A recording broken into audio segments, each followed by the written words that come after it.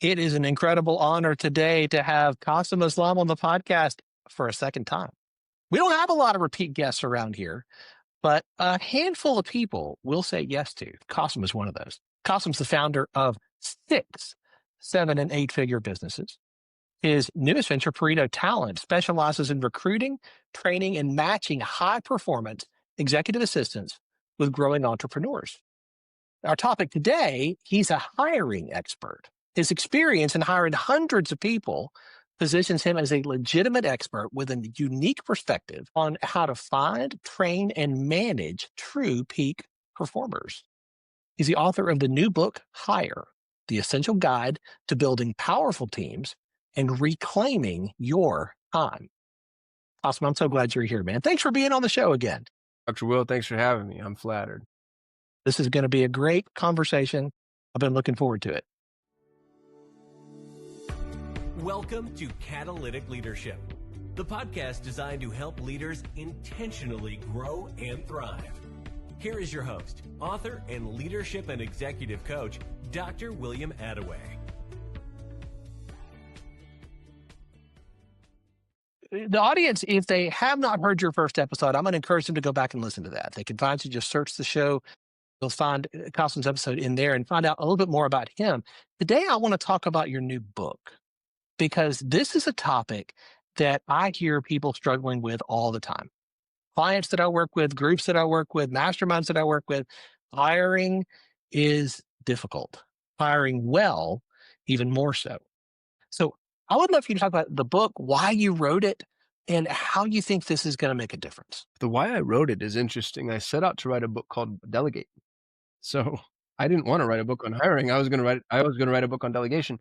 And what was interesting is it became an impossible feat because the critical prerequisite to delegating is having somebody effective to delegate to. As a matter of fact, most of the failures of delegation that I see have very little to do with the framework of delegation and far more to do with the fact that you've got the wrong person on the wrong seat on the wrong bus. I realized very quickly, because I kept having to offer all these prefaces as I was giving delegation frameworks. I realized I was like, I gotta go back. I got to go back in the timeline and make sure people know how to hire, which interestingly, and I'll say something arrogant that I hope is still true. The only thing I'm world-class at is talent acquisition. And I think I might be better than anybody in the world. And I only say that, Dr. Will, because I've read every book on the topic, some of them twice. And my framework isn't mine. It's stolen.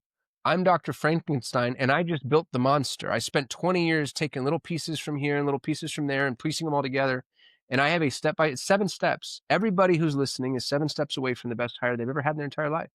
It's not inaccessible, but it's hard. It's hard. It's tedious. It's not hard in the way that calculus is hard. It's hard in the way that the treadmill is hard. You have to build a funnel, but you only have to build it once. And once you've built it, it now lives forever, and it's evergreen, and it's a gift that keeps on giving. It will continue to give you the best hires that you've ever had as long as you follow the process and you're disciplined with. So how can you do this? How do you find that talent that we know is out there? We see it. Sometimes we've stumbled across it. What does this framework look like? Yeah. So it's 7 steps. I'll go step by step if you don't mind. And then please slow me down, or feel free to challenge me if I say anything that you disagree with. I would love that. Iron would sharpen iron. Step number 1 is philosophical in nature. It requires a paradigm shift. This is the most important step. As a matter of fact, if you do nothing but this, I think it will improve your hiring massively. We are taught to hire people incorrectly. We're taught to hire, manage, train people as though they're commodities. And you know this instantly when you hear people talk about the endeavor that is hiring. You'll hear somebody say something like, oh, I need to hire a graphic designer, or I need to hire a bus driver, or I need to hire a neurosurgeon. That's a conversation of commodity. Commodities are things that are easily interchangeable, right? So if you have an ear of corn and I have an ear of corn, or you have a can of beans and I have a can of beans, or you have a bar of gold and I have a bar of gold, and we swap, neither of us are any better or worse off than we were moments ago. But if you have a graphic designer and I have a graphic designer, and we swap, or you have a CFO and I have a CFO and we swap, if I lost my CFO, my whole financial world comes collapsing. Humans are not commodities, which sounds obvious when I say it, but pull any business book off the shelf and you'll see a discussion about commodities. Now, here's what that means.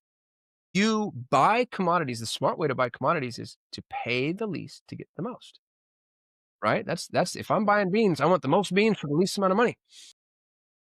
With that paradigm, you end up in a position where you treat all people as though they are potentially equal, which sadly is not true. So this leads to the name of my company is Pareto Talent because I'm obsessed with the Pareto distribution. I think it's the most important mathematical principle for life and business. And the Pareto distribution technically says that the sum total of the total participants, the square root of the total participants is responsible for 50% of the output. And the problem with that is that's too hard to even understand or say. So what people generally refer to it as is the 80-20 rule. And it's 20% of the input is responsible for 80% of the output. And it's true in every organic ecosystem. 20% of the criminals commit 80% of the crimes. 20% of your customers are responsible for 80% of your revenue. 20% of the employees do 80% of the work. Now that's impactful, but we have to unpack it. Everybody knows this is true already. Look at a 1,000-person organization. Just as an example, because I have a 10th grade education, and that's the best math I can do. It's a base 10. 1,000-person organization, 200 people do 80% of the work. And you're like, all right, I was a kid, I worked at a call center, I've seen that to be true, I know that's a fact. But zoom in on those 200. It's fractal. It's fractal. So 200 people do 80% of the work. Zoom in on the 200. 40 of those people do 80% of that work. Zoom in on those 40. 8 do 80% of that work, so on and so forth. What that equates to is, in a 1,000-person organization, one person is responsible for 25% of the work, which is mind-blowing. Now, it gets worse. It gets worse. The Goldman Sachs Ivy League management consultant comes in and says, oh, that's a key man risk. We have to mitigate that risk. So what do? In a functional hierarchy where the most valuable assets climb to the top of the hierarchy, they flatten the hierarchy. They quote unquote mitigate the risk, which is why businesses move towards bureaucratic minimums and quotas.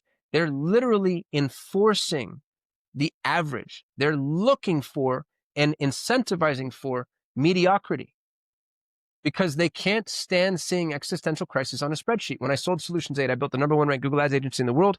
I sold it for an 8-figure sum to a SoftBank-backed MarTech company in 2022. When I did that, I had 80 employees. One human managed 40% of my revenue. His name was John Moran. He's the greatest Google Ads mind on the planet. Most people can't wrap their head or their mind or their heart around that risk, and so they can't deal with it. But what they don't realize is to mitigate that risk doesn't do anything other than inhibit my ability to benefit from somebody like John Moran. So I lose revenue. I lose those customers. You can't just spread those customers across other people. You have to lean into the Pareto distribution. So that's the paradigm shift. That's step number one. If you can commit to, you can index towards those peak performers, especially because most businesses they're incentivizing the opposite. They're actually pushing peak performers away. So if we index towards Pareto Talent, that would leave us to number 2. But I'm going to pause and ask Dr. Will, how have I done so far? Any challenge or questions? No, I think that makes perfect sense. I will ask this. Like, as you think about this in terms of companies that you've led, you've given a good example of that. Do you see any outliers? Like, are there times when you're working with a group and you don't see that 20% rise to the top? Or do you see other organizations where they have allowed, and I believe firmly that you have what you tolerate, you have what you allow. Mm-hmm. They have allowed mediocrity to rule the day, and they don't have that 20% that is performing at a high level. Have you seen that? Absolutely. So here's what I think happens, to be honest with you. I think you can find and hire peak performers, and then you can ruin them within 90 days. If you have, and that's step 7. So you're getting ahead of both. I'm getting ahead. Well, no, it speaks to your strategic prowess because you see the lanes. But to cheat a little bit or give people a sneak peek, if you treat a peak performer as though they're mediocre, they will begin delivering on that promise to you.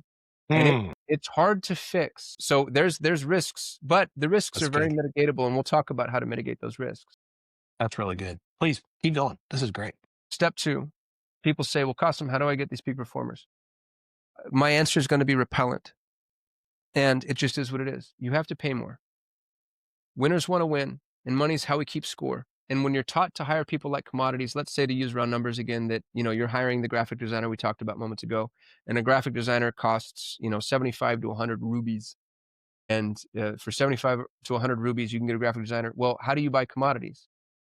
Everybody in the entrepreneurial world tries to pay 74.9 and get the best graphic designer they possibly can. They're paying the least and getting the most. And then I come in and I say, you have to pay 10% more than the high water mark to attract a peak performer because winners want to win and money's how we keep score.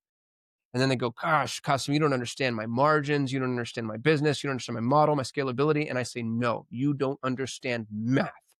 Because when you pay 10% more, you don't get 10 or 20 or 30 or 50 or 100% more. You get 3 times, 5 times, 100 times, as illustrated by the Pareto distribution. Yes. This can do nothing but benefit you. Pay 10% more than the high water mark. And then people go, oh, okay, fine. 10% more than 74.9. And I say, no. 10% more than the high water mark. If the range is 75 to 100 rubies, I'm asking you to pay 110. Now, 75 to 110 is a huge swing that's repellent to most people. But if you will suspend disbelief for just a moment, what happens when you pay more is you end up with access to talent that will blow your freaking mind.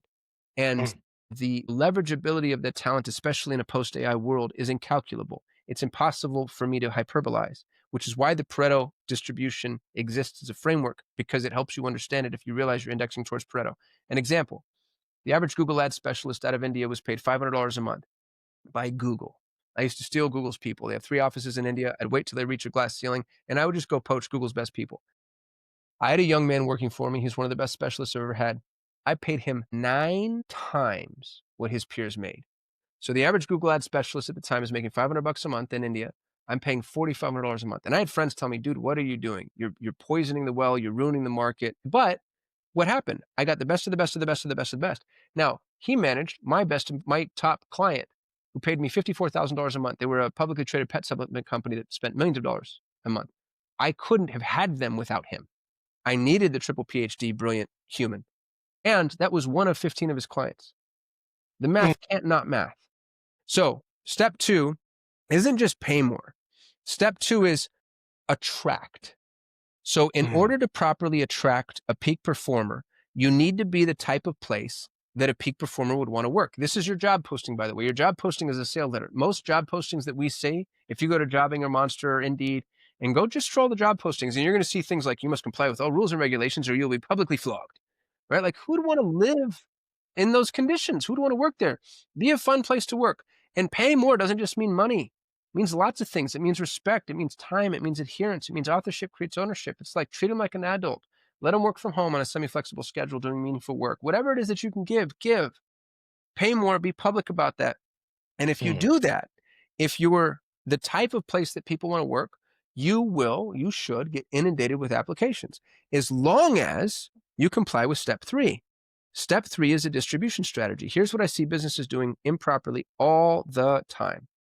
They write a job posting, they post it one time on one job board, and then they wait to see what the cat drags in. This is a sales funnel. This is a sales funnel. Funnels need traffic. Right? It's traffic times frequency equals ratio of success. So one job posting on one job board one time is going to bring in whatever that brings in. Post it on as many job boards as is applicable, as many times as you possibly can, and maybe put a little money behind it so you get more visibility and more distribution, because talent is so important. You have to have a strong distribution strategy. Now, if you have a very, very strong attraction offer, step 2, a very, very strong distribution strategy, step 3, that what's going to happen naturally is you are going to get inundated with applications. If you're hiring locally, you'll get hundreds. If you're hiring internationally, you'll get thousands of applications. It's an impossible thing for anybody to go through. So what do? We filter. Here's how you filter. My job applications all read, the subject line must read, I actually read the instructions. When you apply for this job, the subject has to read, I actually read the instructions, or I'm not going to look at it. And mine automatically filters using Zapier and ChatGPT. You can manually filter if you want to. Now, that's a very strong signal to do what? To actually read the instructions. And my instructions are not easy. There will be some basic ones, like you submit a link to a PDF resume with this naming convention. Do I care that it's a link and not an attachment? Do I care it's PDF and not Word? No. I want to know you can slow down and follow instructions. If English proficiency is important and I'm hiring internationally, I'll ask for, there's free English language tests they can take and they have to be one above. I'll ask for personality tests. I'll ask them to answer specific questions. I'll ask for why they think they'd be a good fit for this job. I always have at least 3 or 4, but sometimes more. I call them fly traps. And these fly traps are little filters that make sure that When I get inundated with these thousands of applications, the only people that are going to make it through are the people that are actually conscientious, thoughtful, proactive, intelligent. I don't just want somebody good at the job. I want somebody who's good at working. And those are entirely different skill sets. So that's filtering the stack. Now, filtering the stack doesn't stop at the application. Here's what's really interesting about filtering the stack is once I've ended up with the filter, what everybody in the conventional business world teaches you to do is they teach you to hire using interviews and resumes. They're both worthless. An interview is a skill set unto itself that's superfluous to the job. You don't get the best person to the job, you get the best interviewer. And unless you're hiring somebody to be a professional interviewer, it's not going to tell you anything. And a lot of these people have made a skill, they've made a practice just that. And some of the people that are great at the job suck at interviewing. It's completely nebulous. Resumes, interestingly, especially in today's day and age, 21st century post-AI, people are going to have gaps in their resume. They're going to have industry switching, role switching, the things that normally we'd look at as red flags in conventional wisdom. Ignore resumes, ignore interviews for the moment. This is the next filter. This is step 5. You're going to run tryouts, just like a sports team. We're going to have tryouts. You apply for a job for me. I say, hey, Will, thank you so much for following all the instructions. I really appreciate you. As you can tell, I'm looking for somebody with strong attention to detail. Listen, I've been hiring for 20 years. I've hired thousands of people. I know until we've worked together, I'm not going to know anything there is to know about you. Here's what I'd like to do. I'd like to pay you in advance for 2 hours of your time. Now, I'm paying you in advance to tell you, 1, I respect your time. 2, I'm holding you accountable to a paid standard. And depending on where you are, that doesn't need to be a lot of money. In the Philippines, $20 is great. In Latin America, maybe you have to pay 40. Doesn't have to make them rich, has to move the needle. You do this with 10 or 20 people, let's say. Let's say you do it 20, which is a lot. $40 across 20 people, across 10 is 400, across 20 is 800. Now, here's what I do though, is I say, if you agree, here's the scope of work, send me your PayPal or your Payoneer or your Wise or whatever's applicable in that geography, and I'll pay you in advance. They send me their PayPal, I send them the money, and then I don't follow up and I don't send them the trial project. And then I wait to see who ghosts me, who forgets, who doesn't pay attention. I get emails from people a month later saying, hey, you sent me $40 and you didn't send me a trial project. And I'm like, yeah, and I'm glad I didn't hire you. Person who very clearly needs to be micromanaged, right? Right. Now you say, gosh, Kasim, $800, that's so expensive. No, that is the cheapest insurance policy you've ever had. The most expensive thing is a bad hire. For $40, yes. I just learned either you lack integrity or the ability to follow through on your commitments. So the people that follow up and say, hey, where's my trial project? I send them the trial project. Now, the trial project needs to be hyper applicable to the role. This is step 5. We're running tryouts. It's hyper applicable to the role, and it's not a check the box task. If I'm hiring a graphic designer, I don't say, create these assets using this scope of work with this request, because that tells me nothing that AI couldn't do. I'm going to say, here's the client, here's their goal, here's what they want to accomplish. How would you do this? Every single role can have a project that shows you, can they solve problems? Can they think constructively? Can they run through walls? Can they really figure out how to do this so that you're not going to have to sit there and hold their hand for the rest of your life? I send them the trial project and I ask them, when will this be done? I don't tell them, I ask them because I want to know, can you manage expectations? Can you communicate? All the things that you want out of a peak performer. So let's say it's Monday and you tell me it's going to be done by Friday. Great. Will, can't wait to work with you. Already paid you in advance. By the way, the assets that you need to complete this trial project are in this Drive folder. Here's the username and password. I send them the wrong password.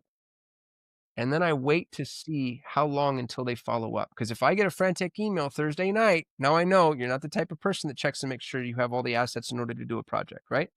When this is done, first of all, it takes 1,000 applicants to produce one EA in my company. So you filter heavily. When this is done, you probably have 4 or 5 bloodthirsty, deadly assassins, dude. They're killers. They're the best employees you'll ever have in your entire life. As long as the trial project is good, obviously, but honestly, if they've gotten this far, it's going to be good. As long as the trial project is good, you could hire any one of them, which leads me to step 6. This is where we actually run the interview. And the interesting thing about the interview is the purpose of the interview isn't to see who gets the job. The purpose of the interview is to begin managing them as an employee. I'll give you some examples. When you do this properly, if you're paying as well as I tell you to pay, you're going to get people that are massively overqualified, especially internationally, because there's so many people that have no access to opportunity whatsoever. So if you hire for a bookkeeper, you'll get a CFO applying for this job. And it's actually depressing how often this happens. It shows you how little access some of the rest of the world has to opportunity. Now, that's a good thing for you to have a CFO wanting to do a bookkeeper job. But what I would ask is, hey, Mr. CFO, listen, so impressed by you, your attention to detail, your trial project.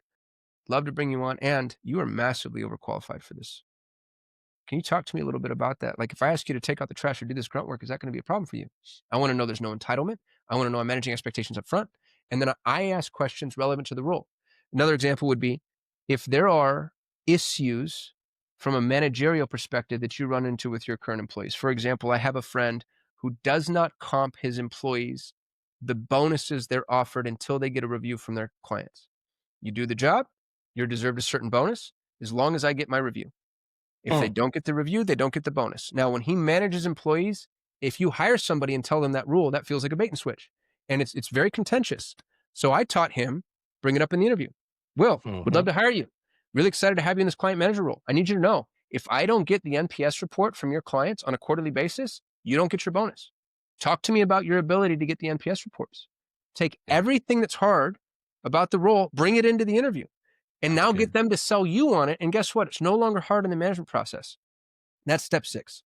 Step 7, after you've hired the person that you like the most, and by the way, they're all going to work. So just hire whoever's the best culture fit. It's not uncommon for me to hire multiple people for a single role if I'm on a growth path, because I like hiring in groups. A horse never runs fast if they're by themselves on the track. But having 2 people on it, they run faster, they learn together, this camaraderie, team atmosphere. If you can afford it and if you can actually scale into the growth, I like hiring more than one. Step 7 is onboard for success. And this is what you asked about initially.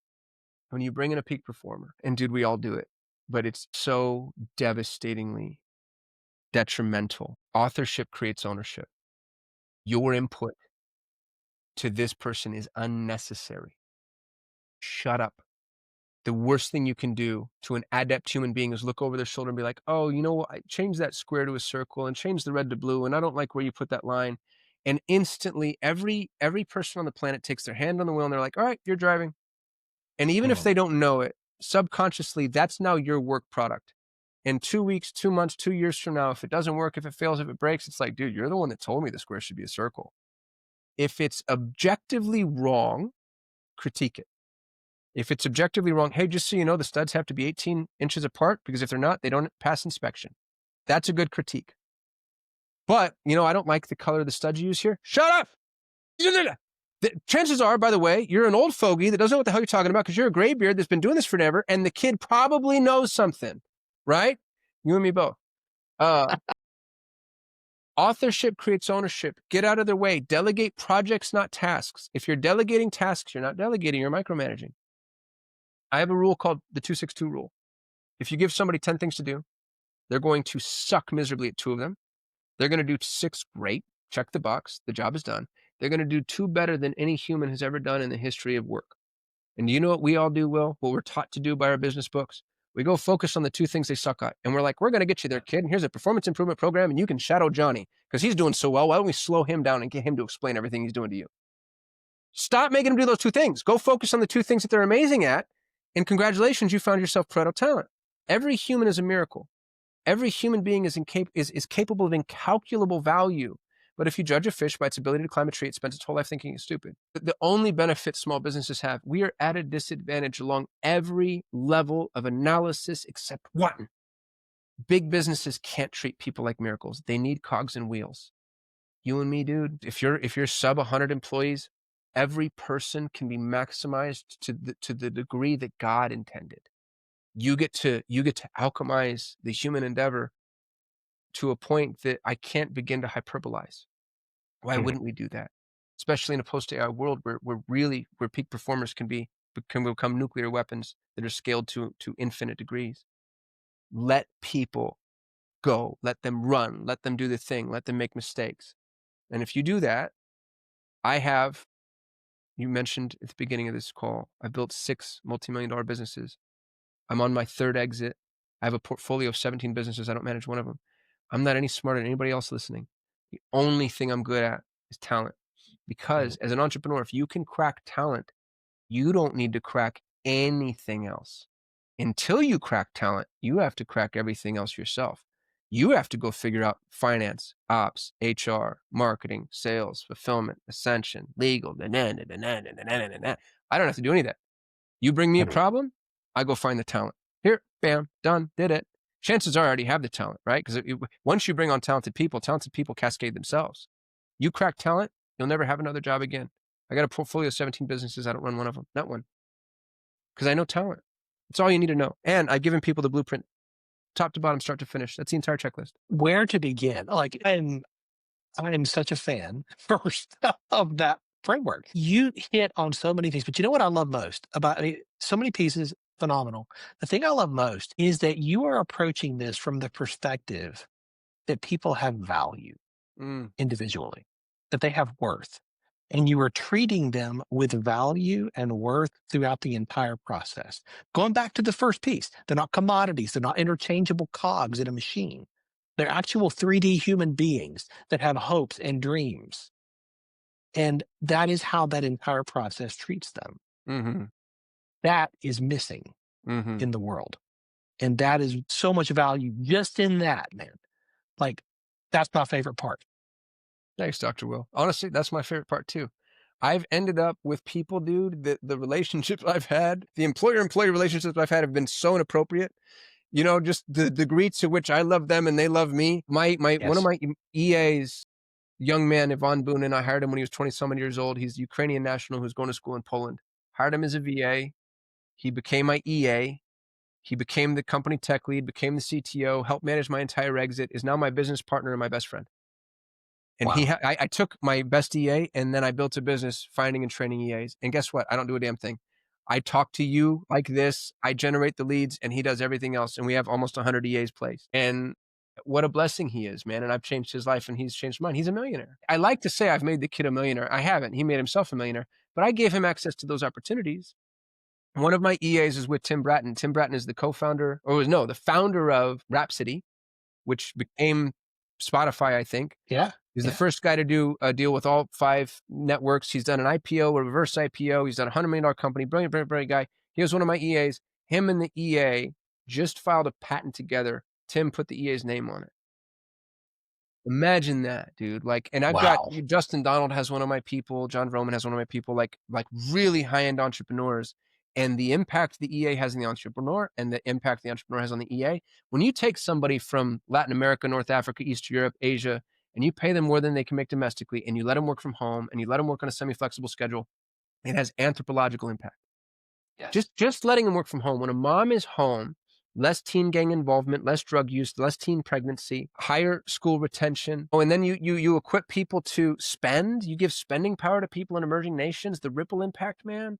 It's unreal. It's unbelievable. I get Slack messages all the time. I got a message from a guy recently, very first time he ever had PTO, went on tour with his band. Got a message from another guy, first home he's ever lived in. The Indian kid I told you about that was making 9 times. He bought his parents the first house the family's ever owned, got himself married, which in India is very expensive endeavor, bought himself a motorcycle. And I'm not Mother Teresa. I'm minting money. You know what I mean? Like win, win, win, win, win for everybody. Yeah. So I hate to slander our collective environment. We don't have access to the same talent pool. If you're hiring in the States or even in the Western world, the peak performers want to work for a Fortune 100 or a pre-IPO, or they want to work for themselves. It's just a fact. We're left with the leftovers. My cousin's one of them. I love my cousin to death. We were raised together. He's like a brother to me. But work is number 7 on his list. He wants to be a dad. He wants to be a husband. He likes to barbecue. He clocks in, clocks out. Dude makes 120 grand a year to call center. I can't even begin to touch that. You know what I mean? But if I go to Bogota, Colombia, or Buenos Aires, Argentina, my CFO is in Buenos Aires. He's a college professor. Poor guy was born on the wrong side of an imaginary line. He manages the finances of my entire portfolio. I'd be lost without him. And I hope I'm a gift to him too, because I get to pay him way more than he'd ever make domestically. But what I pay him, you couldn't find somebody to work at McDonald's for here. Isn't that sad? Wow. And it's just the reality of what it is. Wow. Where does retention play into this? It's one thing to find them. Yeah. It's one thing to find them, right? But how often do you see somebody who is incredibly high performer come on the team, everybody's clapping like a seal, and then 6 months, a year later, they're gone? This is everybody likes to ask, how do I retain top talent? Yeah. My answer is you can't. You can't retain top talent. Top talent does not want to be retained. Obviously, top talent wants to grow. Now, every functional hierarchy is shaped like a pyramid. Hopefully, they grow in your organization. But the better you are at capturing top talent, the less room you will have for growth. So what do? Option one is you try to handcuff them. That's what everybody attempts. It's a horrible plan because all that happens is you're incentivizing the midnight move out. You're just teaching them, I can't be trusted. We don't own these people. This isn't indentured servitude. This isn't 14th century serfdom. There's an exchange. I pay you, you do a job. Thank you so much. We're both benefiting. What I do is I very, very, very, very visibly cultivate all talent. And my ask is 2 years. I say, what I'd like to get out of you is 2 years. And before you leave, you find and train your replacement. If you do that, I will help you with your departure. Colin Schmelbeck's a good example. Colin Schmelbeck is famous in the Google Ads world. If you go to Twitter and you look for the top Google Ads minds in Twitter, Colin is one of the very top. Really brilliant guy. Got a job with me. I knew for a fact he wanted to be an entrepreneur right out of the gate. I asked him, I was like, look, I want 2 years. I want you to find and train your replacement. He did exactly that. I had the benefit of this extraordinary talent for 2 years. When he went off, I started referring work to him. Anybody who came to me that I couldn't take for whatever reason, wasn't right for me, for my model, referred to Colin. Guess what was crazy that I didn't anticipate? Colin starts referring work back to me because he doesn't want to build a great big agency. He wants to have a solopreneur lifestyle business. So he skims the cream off the top. And then all the businesses, any dog with fleas that comes in, which my agency is great at because we do great at digital plumbing, great at managing expectations, great at client management, he sends my way. Danish Ashrafi, another example. Pakistani VA. This kid was really bright, problem solver, kind of a hacker, digital handyman type of person. He starts getting so good and he starts growing his own business that I'm like, dude, you're too big for your britches. He was getting pulled in too many directions. He was trying to be my employee and be a solopreneur. I was like, go off on your own. I'll refer you work, which I did. One day, I get an email from Danish. I've got a client that's way too big for me. Do you want him? It's Jay Abraham. The Jay Abraham. I'm on the phone with Jay Abraham, CMO, because a Pakistani freelancer, somehow, I still to this day do not know how, got referred to Jay Abraham, CMO. And he's like, this is bigger than I want. So I'm on the phone with one of the world's greatest business consultants because I cultivated talent. And here's what happens. Other people see this. And this happened very visibly at Solutions 8. We were the agency to work for. If you were in the Google Ads space and you wanted to learn Google Ads and you wanted to grow your own freelance business, you came and you worked for Solutions 8 and everybody knew it, which meant I had not just top talent, but I actually had top talent that could have been paid way more than I could have afforded to pay them. Because if you're good at a skill like that, that's a very leverageable skill. But they wanted the education, the connections, the camaraderie, the pedigree to be able to say, I have a guy that, to be honest with you, I'm not very fond of, who worked at Solutions 8. His performance shifted in a way that's difficult for me to describe without giving away who he is. And so we parted as friends. His entire business and career is built on the fact that he worked at my company. That's how he advertises is, wow, I did this particular thing for this agency. And it's because I was so visible of, here's how I promote people and here's how we grow people. And I ended up having the best people in the whole world work for me. You can't retain top talent. Don't try. They're going to, no matter what, they're going to grow. It's better to help them and be friends than to try to stop them. Now you can golden handcuff them, and I'll do that all day long. You're going to make way more money than me than you will by yourself, or it's just going to be a lot harder. You know, John Moran, who I mentioned, he was one person managing 40% of my revenue during my exit. I gave him 10% of the company because any day he wanted, he could walk away with, 40% of my revenue. So it made a lot of sense, right? It made a lot of sense to incentivize and entrepreneurs are so afraid of that. They're like, oh gosh, I don't want to be at the mercy of somebody. What that really means is that person has brought so much value to you that you're afraid. What a great place to be, to have somebody bring so much value that it's scary. And then God forbid that you give them a couple of points. You know what I mean? Like, it just makes sense to align your interests. I still own 90. I did an 8-figure exit. 10% was a line item. My business broker got that too. You still did okay at the end. I did. Yeah. I could talk to you for another hour. I swear, man, this is such a great conversation and I cannot wait to dive into this book. And I know our listeners are the same. How do they get their hands on it? It's free. They can have it for free, Dr. Will. Get out. Yeah. And it's not just the book. I'm going to give them the book. They get an advanced reader copy, a PDF version of the advanced reader copy. They get the higher audio book. They get the cheat sheet. They get the worksheet. They get all of the resources, which the global job posting board, I mentioned post on every job board. One of the things is, well, which job boards do I post on? I have a job posting board that shows every job board by category and geography. And I also have templates. So I have the job posting template, rejection email template, schedule email template, offer template, contractor agreement vetted by an attorney. All they need to do is go to thehirebook.com. hire, H-I-R-E, book.com, and download all that for free. And there's no ascension. I'm not going to try to sell you a course on the back end. If you want to hire an EA from me, I'd love to do that for you, but you don't even need to do that because you have my framework, and this is exactly how I find and train EAs. I'm just the easy button. If you have more money than time, come talk to me. Otherwise, I want my name to be synonymous with hiring. I want to help as many people in emerging nations get meaningful work, and this is the way I've chosen to do that. I can't wait to dive into this. I'm going to go get a copy right now. Man, thank you for sharing so generously with our audience and with really the world at large what you have learned. I always say we have a choice, you and I. We have a choice to either be a reservoir of our experiences and everything we learn and try to hold it all in just for us, or we can be a conduit and we can share it for the benefit of those around us. Man, that's what you're doing. And I know I'm grateful, and I know our listeners are as well. Thank you. I appreciate you, Dr. Will. And for everybody listening, I appreciate you for showing up and letting me yell at you for 45 minutes. I know I was a bit of a fire hose. If you don't mind, my parting words are this. I have a thesis about our generation at large, which is we're massively overeducated. So what you're doing right now is a very productive endeavor, and I'm grateful to you. It says a lot about you that you're listening to this and not watching Netflix, because Netflix is so compelling. So you're improving yourself. And the bad habit that you're in, I assume, because it's the bad habit that I've always been in, is I spend way too much time educating and not enough time doing. So my ask is, for every hour you spend learning, spend at least an hour doing. Good. And the impact on your life increases in multitude. It's exponential. And really, to be honest with you, I think it should be 1 to 3. For every hour spent learning, spend 3 hours doing, because doing is iterative and you're not going to do it well in the very beginning. But for now, as you're dipping your toe in, for every hour spent learning, spend an hour doing.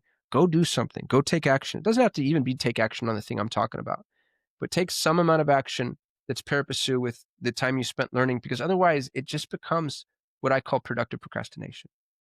So I hope that you'll take action on this, and I hope you find yourself a really, truly extraordinary EA. I think that's the best role anybody can possibly hire for, and you now have all the tools to do that. You're 7 steps away from the best hire of your life. Well said. Thank you, Kasim. I appreciate you, Dr. Will.